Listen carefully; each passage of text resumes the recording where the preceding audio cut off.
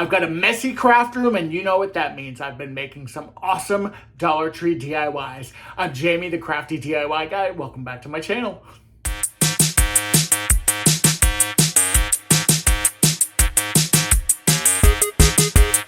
All right, and for our first DIY, we are going to take these wooden boxes, and I'm going to, first of all, remove this burlap. These wooden boxes, by the way, did come from Michael's. I picked them up in the little bins that were kind of by the register, and I want to say I paid maybe 99 cents for them. I did need to grab a pair of pliers to pull the staples out. They were in there really, really good. This is definitely not a Dollar Tree supply, at least for this part. I did also use a mini screwdriver that I picked up from Dollar Tree to take the hanging hardware off. We can use those another time for a different project.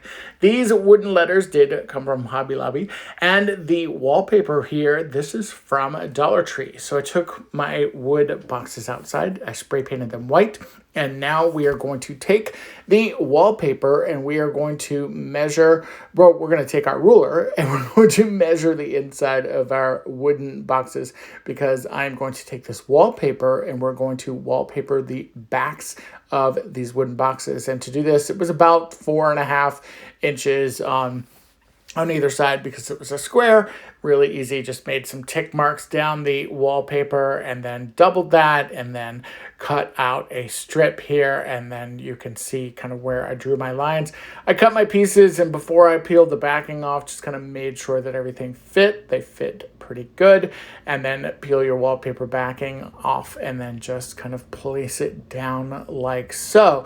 Now I did that with all 3 of my boxes, and then those wooden letters, I took them outside and spray painted them this navy blue because I thought this navy blue was going to be a really nice contrast against this great wallpaper, because it definitely has kind of some bluish greenish tones. And I'm making a door hanger here, and you know, when people come to my house in the South, we say, hey.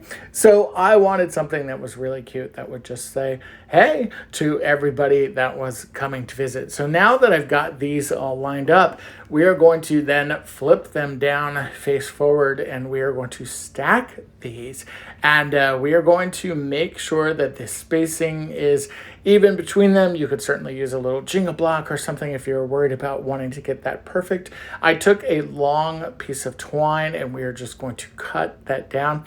Then I have this scrap piece of cardboard, and I'm just going to cut off some pieces here because we're going to use that to help reinforce our string and help these kind of adhere. So I'm going to grab a glob of glue. We're going to take our twine and just kind of place it down in there like so.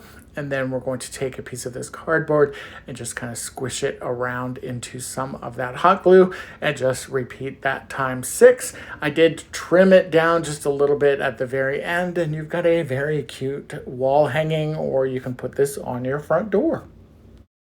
So for this next DIY, I'm going to take these Easter eggs that I have left over, these eggs, I should say, that were left over from Easter. I did buy quite a few of these because I thought they'd be great for some farmhouse decor. I also have this great tray from Dollar Tree Crafter Square, so I took that outside and I did spray paint it white. And then I've got my Cricut here, and again, if you don't have a Cricut, I know I've said this a couple different times, you can use stencils. You can freehand paint. I'm not that great at freehand painting sometimes, especially when it comes to wording, although the paint markers certainly help. I went ahead and just kind of prepared that stencil, and then before I added it, I decided to go ahead and add some feet. I'm going to add some feet to the box here, and I'm just using those white beads. Very, very easy. They're already painted white, so it's kind of perfect for it. Now, I did not paint the underside of my tray. If you want to do that, by all means, do it. Now that I've got my stencil or my pattern or my lettering here all ready, I'm just going to transfer that over. Now, again, if you don't have a Cricut, you could do this with stickers, you could do this with stencils, a lot of different options. I added some lamb's ear because I didn't want this to look so farmhousey. I wanted it to kind of look a little bit more elevated. So I just added some lamb's ear pieces. Those lamb's ear pieces did come from Dollar Tree, by the way. I just took one of the Dollar Tree picks and just kind of pulled it apart. This might have been 2 picks actually. And just kind of played around with the placement. And then these eggs are very lightweight because they're styrofoam, but this is what it looks like when it's all done. I really, really love this, and my mom actually stole this while she was visiting me. Now this next DIY is going to incorporate some of these burlap flowers. I was able to get all of these at Dollar Tree. Not sure if you've seen these yet. They're available in the crafter square. Not only do they have burlap flowers, but they also have leaves. And I thought I would create a burlap kind of wreath using all of these burlap flowers and leaves. Now I wanted something to cover up my styrofoam base, and I was going to paint it, but sometimes, paint doesn't really do great with these styrofoam wreaths. Chalk paint does work really good, and I have found that these do hold up really well for spray paint, but I didn't think I was going to need to do that because I did have quite a few leaves. Now I am just taking those burlap leaves and completely covering. As you see here, I just did it on the one side because the other side will be hanging on the wall or on the door. And now it's time to take those flowers. Now the larger burlap flowers, I did just go ahead and add those kind of all the way around the wreath form itself and just kind of place them randomly right on top of the current burlap leaves. Now that I've got that all set, I thought it would be a good idea to go through and to start placing some of the smaller flowers. Now, I did kind of start off with some of the cream ones and just kind of worked the cream ones in between. And as I was doing this, I was kind of building layers or textures and kind of adding some on the side, adding some on the inside, and just kind of really creating a pattern that I thought was going to be really pretty and really flattering because I wanted these flowers to just kind of seem very kind of organic and just kind of place them throughout the wreath form. I also liked how these smaller flowers had this kind of center, kind of diamond or jewel kind of center piece to it, and thought that they would be really fun to work with. When it was done, this is what it all looked like. I love the way this looks. You can't even see any of the green styrofoam, and it looks fantastic on the wall in my guest bedroom.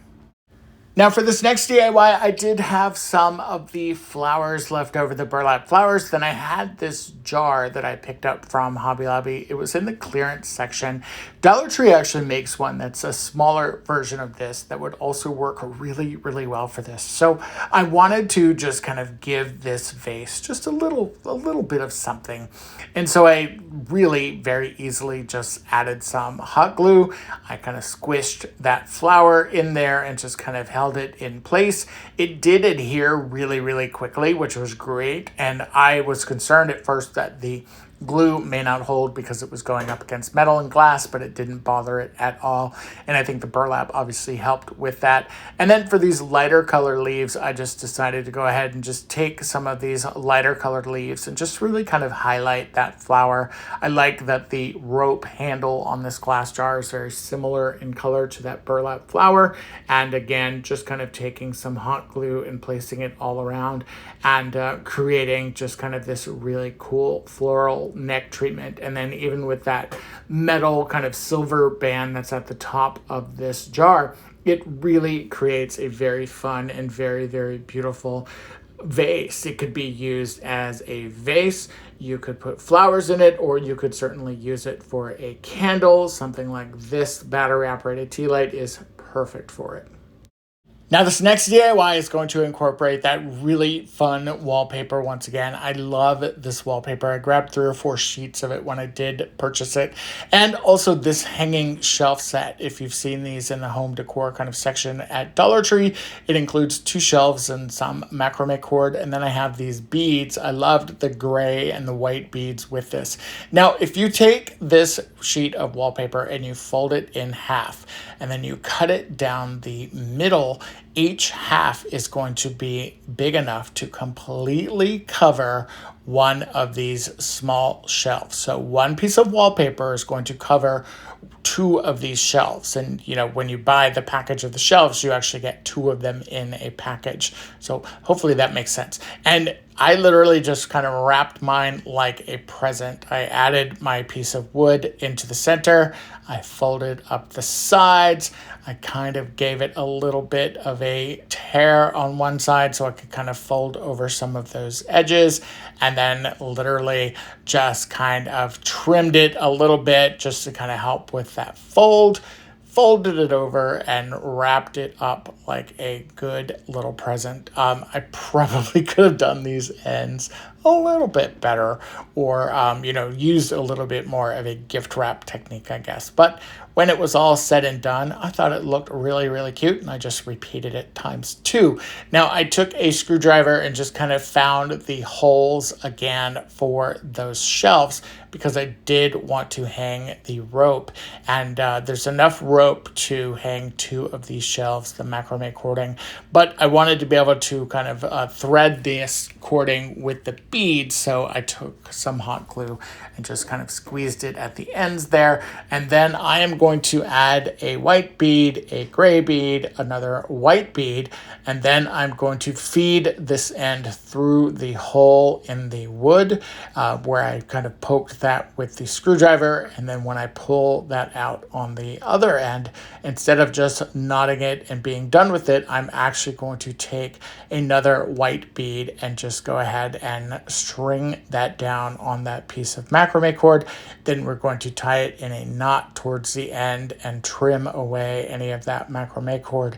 That way you get a kind of a cute little knot at the end, and then that bead is kind of what's showing underneath your shelf, and then you've got the decorative beads at the top part of it. Then I am just going to repeat that on the other side. It is literally the same exact process. Add a little bit of hot glue onto the end of your macrame cord, just to kind of create almost like a needle effect. And if you do it on a medium temperature, you can kind of squeeze it with the with your fingers like you see I'm doing. I know some of you guys are yelling at me because I'm not using my finger protectors, but I think my fingers have built up a hot glue tolerance. So although I certainly have been burned a decent amount in the in my crafting DIY life here. So again, just kind of feeding that through and tying off that bead on the end. Now, you could certainly crisscross this if you wanted to. I chose to just have my cords kind of on each side. And when you repeat it this time twice or ×2, this is what you get. I really love the detail of this. I love how simple this is. I love how personalized this is with the wallpaper. It looks really, really cute in the guest bedroom. And I think this is a keeper.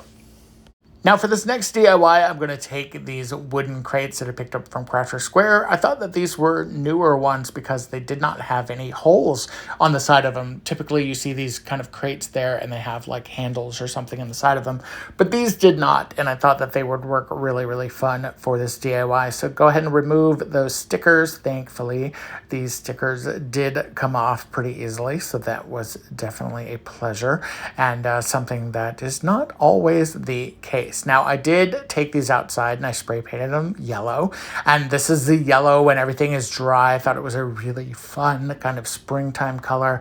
And then we're going to take one of the crates and just flip it upside down. I did not paint the bottom of it because it does not matter. And then we're going to take one of our other crates and we're just going to glue that right on top of that and let that kind of hold together. Go ahead and squeeze that, and the hot glue will take an immediate hold. And then these bottom 3 layers or the bottom part of the crate, we're going to add some hot glue to that as well. And then we're going to take our third crate here and we are just going to stick it down and make sure that everything is lined up nice and evenly, and kind of wipe away any of the glue that might kind of ooze out of there. And then we've got a really cute kind of crate system here, and I thought that this would be fun to also incorporate some of these rub-on transfers. Now, these rub-on transfers can be found in a lot of different areas, and when I use mine, I will cut them within the plastic. You can see that I've already kind of used the one on the bottom there. And I really loved this Fresh Flowers one. It was going to be too big for the crate, but I'm going to kind of manipulate that just a little bit. And then I also really love that top one that you see onto the left side there.